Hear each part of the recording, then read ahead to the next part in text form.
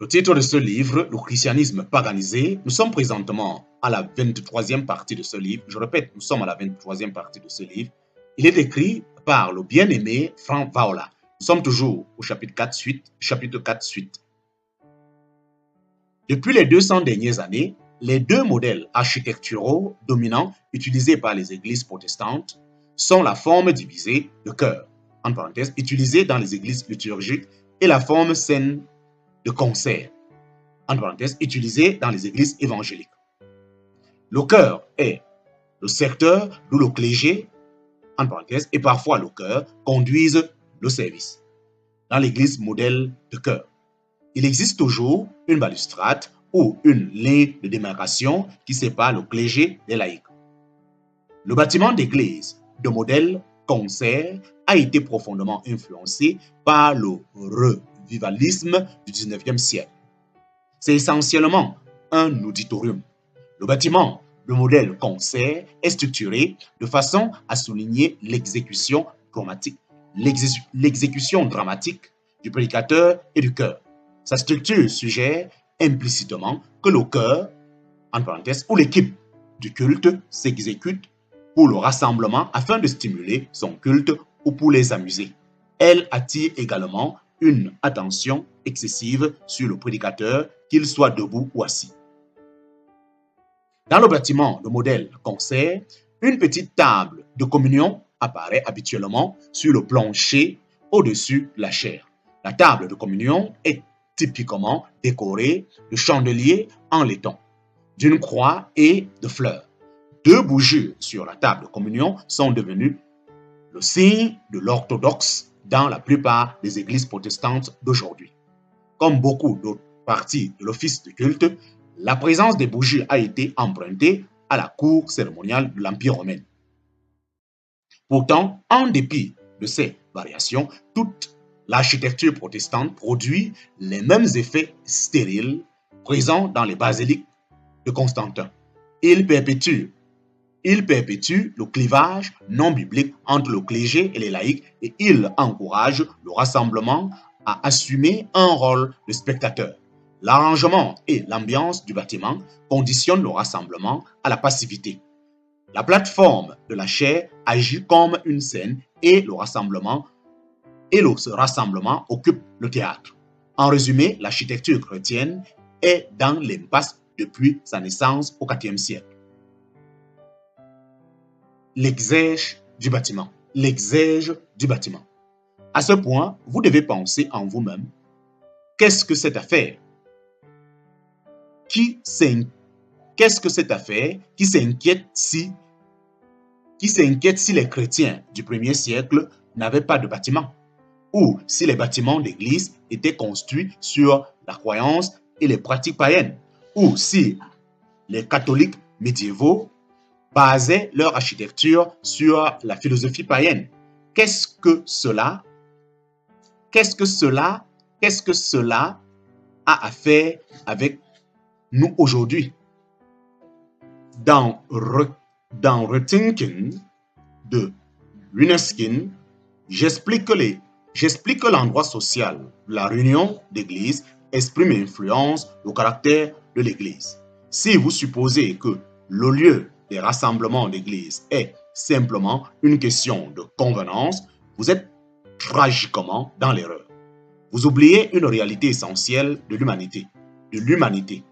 Tout bâtiment où nous entrons nous fait réagir par son intérieur et extérieur. Il nous montre explicitement ce qu'est l'Église et comment elle fonctionne. Mettre tout cela dans le mot de Henry Lefebvre, l'espace n'est jamais vide. Il incarne toujours une signification. Ce principe est incarné dans la devise architecturale. La forme découle de la fonction. La forme du bâtiment reflète sa fonction particulière. L'arrangement social de l'endroit de réunion d'une église est un bon indice de la compréhension de cette église sur le but de Dieu pour son corps. La location d'une église nous enseigne comment nous réunir. Elle nous enseigne sur ce qui est important et ce qui ne l'est pas. Elle nous enseigne aussi ce qui est acceptable de dire et qui ne l'est pas. Nous apprenons ces leçons de l'arrangement dans lequel nous nous assemblons, que ce soit un édifice d'église ou une maison privée. Ces leçons ne sont nullement neutres. Entrez dans n'importe quel bâtiment et examinez-en l'architecture. Demandez-vous ce qui est élevé et ce qui est inférieur.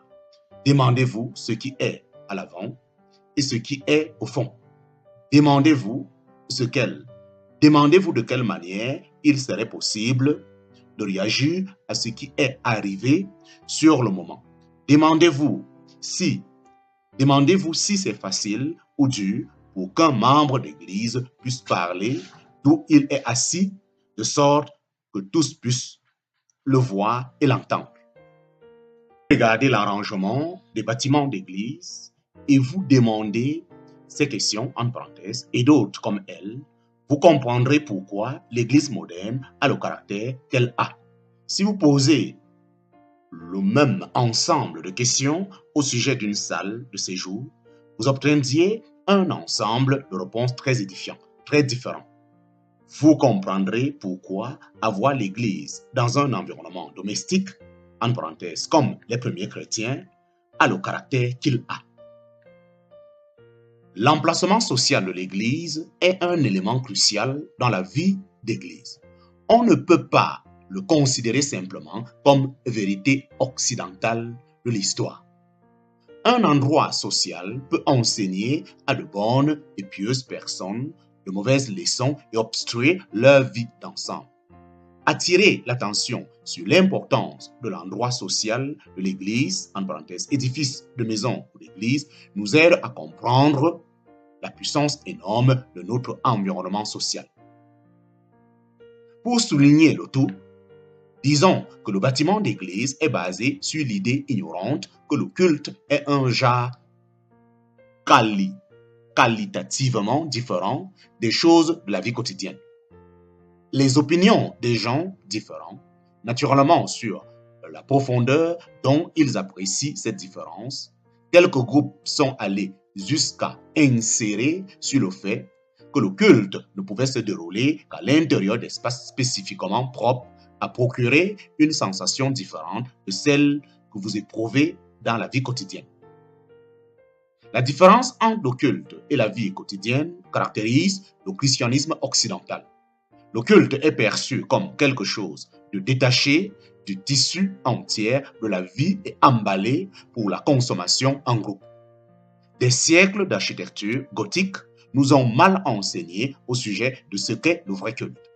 Peu de gens peuvent marcher dans une sublime cathédrale sans être dans l'étonnement et l'admiration de son espace. L'éclairage est indirect et tamis. Les plafonds sont outrageusement élevés. Les couleurs sont heureuses et riches. Le son voyage d'une manière spécifique. Toutes ces choses collaborent ensemble pour nous donner un sens de crainte et d'émerveillement. Elles sont conçues pour manipuler le sens et pour créer une atmosphère d'adoration. Quelques traditions ajoutent des odeurs au mélange. Mais l'effet demeure toujours identique. Nos sens interagissent l'un sur l'autre avec notre environnement pour nous porter à un état d'âme particulier, un état d'émerveillement, de mystère et de transcendance qui vous arrache du tourbillon de la vie quotidienne. Nous, les protestants, nous sommes débarrassés de certains de ces éléments et les avons remplacés par une utilisation spécifique de la musique, nous permettant d'atteindre le même but. En conséquence, dans les siècles protestants, les bons dirigeants du culte sont ceux qui peuvent employer la musique pour évoquer ce que d'autres traditions évoquent par la transformation de l'environnement. Ce qu'il évoque est un sens d'adoration émotionnelle. Mais tout ceci est loin de la vie quotidienne, pour ne pas dire irréel. Jonathan Edwards a légitimement préciser que les émotions sont passagères et ne peuvent être employées pour mesurer la relation avec Dieu. Cette différence entre séculaire et le religieux est accentuée par le fait que le bâtiment typique d'église exige de nous de procéder en montant des escaliers ou en traversant un vestibule. La raison en est que vous passez de la vie quotidienne à une autre vie. Ainsi, une transition est exigée. Tout ceci échoue à l'examen de lundi.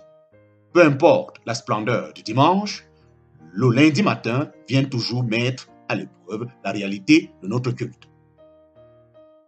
Observez les membres d'un chœur avant l'office.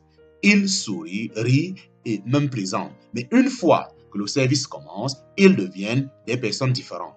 Vous ne les attraperez pas souriant ou riant. Cette fausse séparation du séculaire et du sacré, cette mystique du vitral du dimanche matin fait volte-face à la vérité et à la réalité.